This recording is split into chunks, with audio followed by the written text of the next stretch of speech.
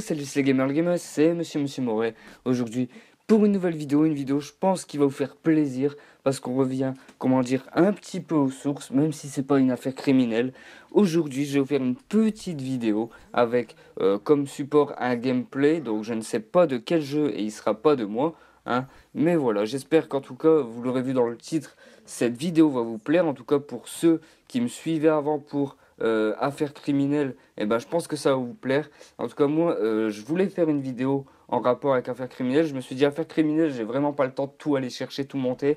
J'ai trouvé quelque chose qui peut vous faire plaisir, j'espère en tout cas, et on démarre tout de suite. Donc aujourd'hui, on va parler de quoi dans cette vidéo? On va parler des 12 plus grands tueurs en série qui n'ont jamais été attrapés jusqu'à aujourd'hui. Donc c'est-à-dire qu'aujourd'hui, ils sont peut-être encore vivants, ou bien ils sont morts, mais ils ne se sont jamais fait attraper. Donc on commence avec le tueur qui a appelé le babysitter. Donc j'ai pas été encore regarder plus en détail les histoires, mais en tout cas s'il y en a une qui vous intéresse, vous me le dites en commentaire et j'essaierai d'avoir plus de détails et de vous en faire une affaire criminelle, pourquoi pas, pardon. Donc on commence avec le babysitter. Donc c'est une personne, donc pourquoi on l'appelait le babysitter?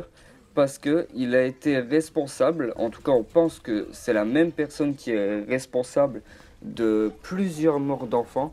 Donc ça se passe dans le comté d'Oakland, donc ça se trouve dans le Michigan, et pendant une période de 13 mois, donc un an et un mois, donc entre 1976 et 1977, on a un tueur en série donc, qui visait exclusivement les enfants, donc ils l'ont surnommé le babysitter. Donc il a été apparemment responsable de la mort d'au moins 4 enfants de la région de Auckland. Et les corps des victimes ont tous été retrouvés dans des endroits à travers le comté du Michigan. Et il n'a jamais été retrouvé. Donc le dossier est aujourd'hui toujours ouvert, mais il n'a pas été retrouvé.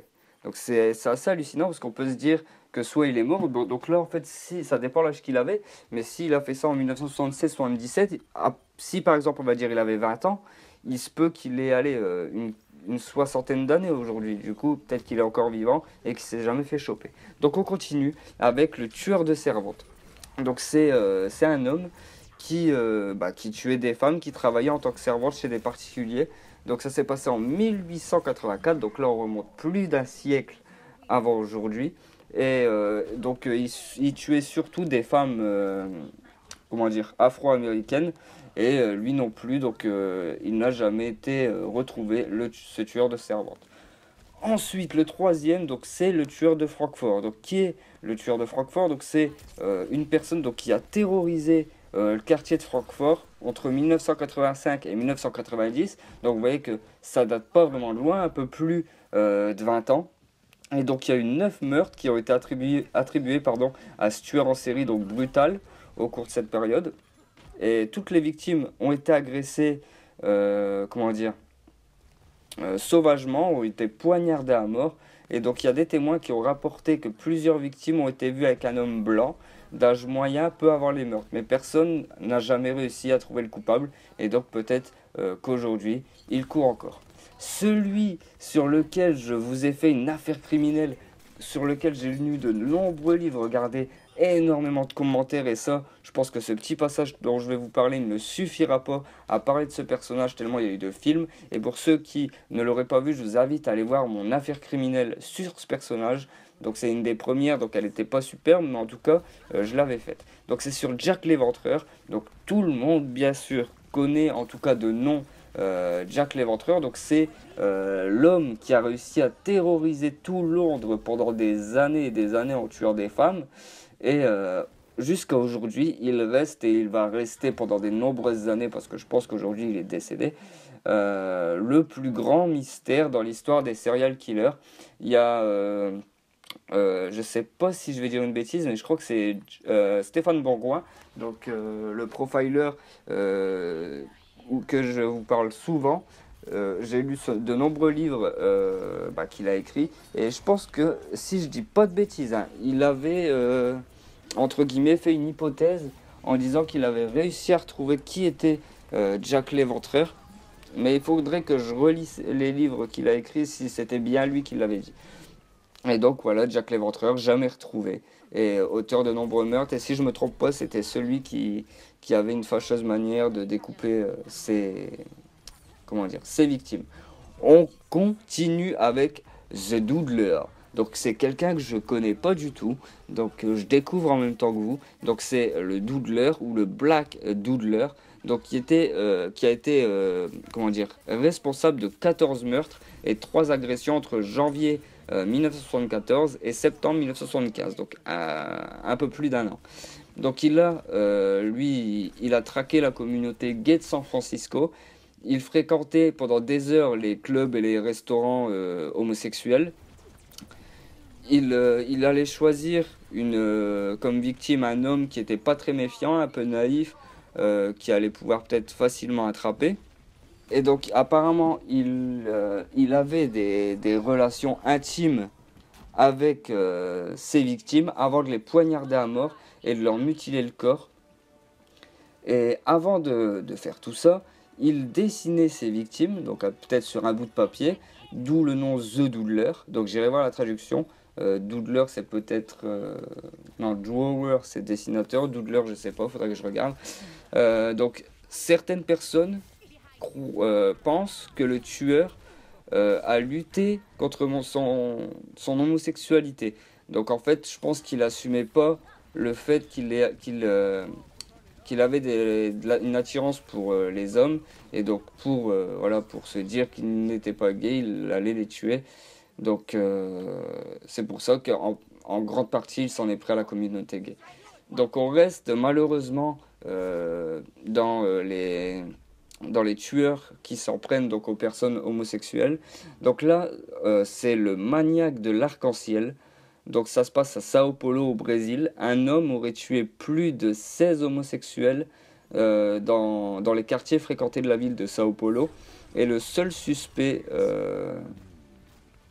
que la police ait eu, c'est un homme de 46 ans, un sergent de la police à la retraite. Donc c'est, comment il s'appelle? Jero Francisco Franco. Il a été arrêté et jugé en 2011 pour l'un des meurtres de ces 16 personnes qui étaient homosexuelles, mais il a été déclaré non coupable et libéré. Après voilà, la justice, je ne sais pas trop comment ça se passe au Brésil, sachant c'était un sergent de police à la retraite. Voilà, je ne sais pas du tout comment ça se passe. Un autre nom qui va peut-être vous dire quelque chose, en tout cas moi ça me parle un petit peu en tout cas, c'est le tueur du Zodiaque. Donc c'est l'un des tueurs en série apparemment les plus infâmes de tous les temps. Donc il va, comment dire, il va rallier la police avec des lettres d'énigmes qui vont être envoyées par la poste aux journaux locaux. C'est par exemple, je sais pas comment vous dire, voilà, nous on a par exemple Le Monde, voilà, etc. Il envoyait ça à des journaux locaux, à des journaux locaux. Et donc, dans ses lettres, il a affirmé avoir tué un total de 37 personnes et il n'a jamais été attrapé. Donc, apparemment, ce règne de terreur a eu lieu à la fin des années 1960. Donc, il a opéré fin des années 60. Et ça s'est passé lorsque 7 personnes, dans des zones assez isolées, ont été abattues dans le nord de la Californie, donc aux États-Unis, dont 5 de ces personnes sont mortes. Donc sur les 7 qui ont été abattues, 5 sont mortes. Ces deux premières victimes, c'était 2 lycéens. Donc c'était Betty Lou Jensen et David Faraday. Et ensuite, les lettres qu'il a envoyées par la poste aux médias contenaient 4 cryptogrammes mystérieux que le tueur a écrits et qui révélaient son identité. Donc c'est un truc de dingue. En fait, le mec jouait avec le feu. C'est-à-dire que pas en hiéroglyphe, mais en fait avec une écriture qui lui appartient, en fait, qu'il a peut-être créée. Il s'amuse un peu à narguer les policiers, il va révéler son identité avec peut-être un alphabet qu'il lui a créé. Et donc il a signé les lettres avec Zodiac. Donc c'est pour ça qu'on l'appelle le tueur du Zodiac. Et à ce jour, un seul des 4 cryptogrammes a été déchiffré. Donc depuis 1960, il n'y a qu'un seul cryptogramme sur les 4 qu'il a écrits qui a été déchiffré. Donc les meurtres et les lettres mystérieuses se sont arrêtés en 1974, soit 14 ans après que ça ait commencé. Et donc bien qu'il y a eu de nombreux suspects au cours des années, Et même certaines personnes qui se sont confessées, rien n'a jamais pu être prouvé et l'affaire reste aujourd'hui encore en suspens. On peut continuer. On passe au monstre de Florence. Donc ça se passe en France. Donc ça se passe entre 1968 et 1985. Donc un homme aurait tué plus de 16 personnes, tous fusillés à bout portant avec un pistolet de calibre 22, donc assez gros calibre. 4 hommes ont été accusés et reconnus coupables des meurtres, mais finalement relâchés, faute de preuves. Donc d'ailleurs, à cause de ces accusations hâtives des autorités, deux procureurs travaillent sur l'affaire, qui travaillaient sur l'affaire, ont été accusés et reconnus coupables d'abus de pouvoir. Donc voilà, c'est ça, quand on accuse à tort ou trop vite pour dire de bâcler ou régler une enquête, et ben voilà ce qui se passe. On continue avec l'homme à la hache. Donc ça se passe entre mai 1918 et octobre 1919, donc juste après la Première Guerre mondiale. Un tueur brutal terrorisait la ville de la Nouvelle-Orléans en Louisiane, donc aux États-Unis. Il avait attaqué au moins 15 victimes sans méfiance dans leur maison. Donc il a violemment jeté sa hache dans leur tête. Donc il a tué la plupart de ses victimes. Ensuite, il a commencé à narguer la police avec des lettres en prétendant qu'il était un démon de l'enfer. Donc bon, il était il avait peut-être un problème psychologique, même sûrement. Et même si le tueur laissait presque toujours l'arme du crime sur place, donc souvent une hache sanglante sur la scène, son identité n'a jamais été découverte.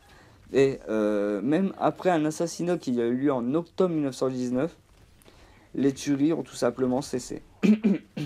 Donc moi, perso, je pense plus à un tueur qui avait des accès de folie, comme j'ai pu en voir beaucoup en lisant des livres, qui ont tué beaucoup sur une certaine période et se sont arrêtés comme ça, du jour au lendemain.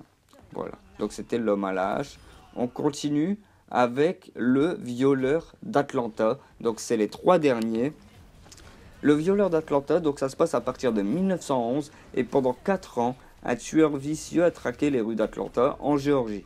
Donc la première victime, donc c'est Rosa Trice, a été trouvée en janvier 1911. Donc aucun motif de sa mort n'a été trouvé. Le tueur a été appelé le violeur d'Atlanta parce qu'il aurait commis entre 15 et 21 meurtres. Donc il y a une seule de ces victimes qui a survécu, mais malheureusement, elle a été poursuivie par le meurtrier et celui-ci aurait tué sa mère en guise de vengeance. Donc ben, voilà.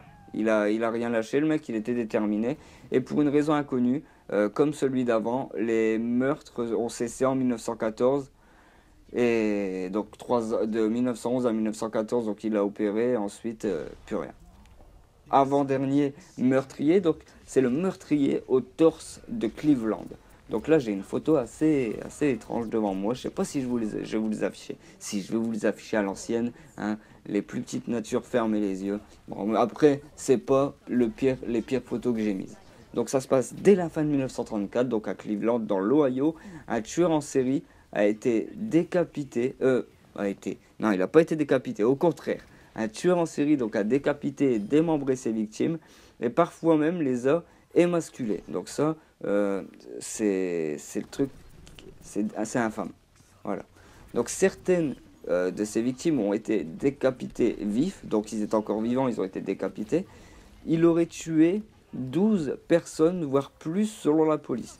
Donc l'homme qui a été à la tête de cette enquête était le plus célèbre agent de police dans le pays, donc c'est Elliot Ness, et cependant même lui il a été incapable de résoudre l'affaire. Donc aujourd'hui encore, depuis 1934, l'affaire est restée en suspens. Donc je pense que par contre lui il est peut-être décédé, ce tueur. Et donc il y a des photos et des masques mortuaires de certaines des victimes qui ont été logés dans une exposition ouverte au public au musée de la police à Cleveland. Donc ça, après chacun voit ce qu'il veut. On arrive au dernier, voilà, la vidéo va bientôt toucher sa fin avec le dernier tueur qui a un nom assez particulier, le collecteur d'os. Donc c'est un homme qui tuait et enterrait ses victimes. Donc toutes les victimes étaient des personnes travailleuses de rue, âgées entre 15 et 32 ans. Et donc la police n'a pas retrouvé tous les corps. Mais ce qui est sûr, c'est qu'en tout cas, le coupable aujourd'hui court toujours. Mais malheureusement, là, j'ai pas la date Donc voilà, donc après ces 15 minutes, j'ai pas vu le temps passer tellement ça me fait plaisir de vous faire une vidéo de ce genre. En tout cas, si ça vous a plu les mecs, je compte sur vous s'il vous plaît. Si vous voulez un retour de ce genre de vidéo, lâchez le maximum de pouces verts. Dites-moi en commentaire si ça vous a plu. Et comme je vous ai dit au début de vidéo, si vous voulez plus d'informations sur un des tueurs que j'ai cité, j'essaierai de trouver des informations et de vous en faire part. En tout cas, je vais vous dire merci de m'avoir écouté. A bientôt tout le monde pour une prochaine vidéo. C'était Monsieur Moret. Ciao, bye, peace.